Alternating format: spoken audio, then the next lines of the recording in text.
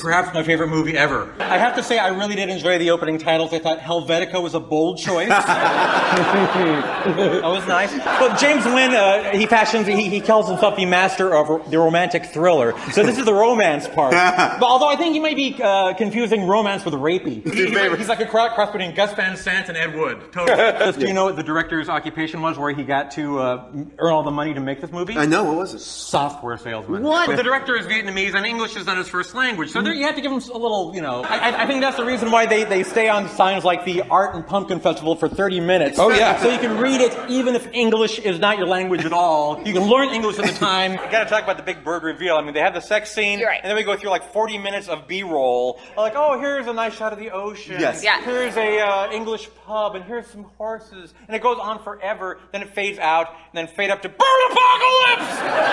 Oh, yeah. I cannot get over the hovering birds. It's like a screensaver. What I love is you can tell that the actors didn't know how crappy the special effects were going to be. They were like committed, like with a coat hanger, you know. It was a $10,000 budget. Like that was all like gas, right? I was going to ask who the editor was, but editing implies like something's taken out of the movie. No. And they use every single frame. It's like, we've got all this driving footage. Well, what are we going to do? Not use it? I love the choices. There's one sequence where he literally goes from his home watching TV to his office in real time, pretty much. Yeah. He gets in his car, he turns the ignition, he stops and gets gas. He stops and gets gas. And we stay, like you said, we stay on the sign. Yeah. Oh, gas is $4.38 a gallon. Exactly. Let me think about that for 30 more seconds while I'm looking at that sign. It alternates. It's like the whole Ed Wood's kind of like editing, because he's like walking at a brisk pace, and you cut to him going, little slower, and then he's walking fast again. And I love how the newscaster is in the lower right-hand corner. That's how they always frame newscasters. So he's like a bug in the corner. And then she stares at the camera for 3 seconds, as newscasters are wont to do. Yeah. I hardly noticed that Tippi Hedren was in that scene.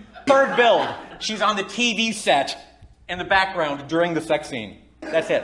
And the reason they add that footage is because she was in the director's first movie. I have to say, I would be nervous if I were him, because the only conceivable reason she would be interested in him is because she wants his kidney. And he's going to wake up in a bathtub full of ice cubes going, no! I am a salesman because of my naturalistic delivery. Oh, my God. And my comfort with people. I found the whole scene very Glengarry Glen Ross. I confess, I actually watched the director's commentary on this movie. Oh my God! What do you have to learn? And that scene where the clerk's eyes are pecked out. Yes. The director was saying, well, the shopkeeper's eyes being pecked out, that's my homage to Alfred Hitchcock's The Birds. Oh, like the rest of the movie, it was about that. All right.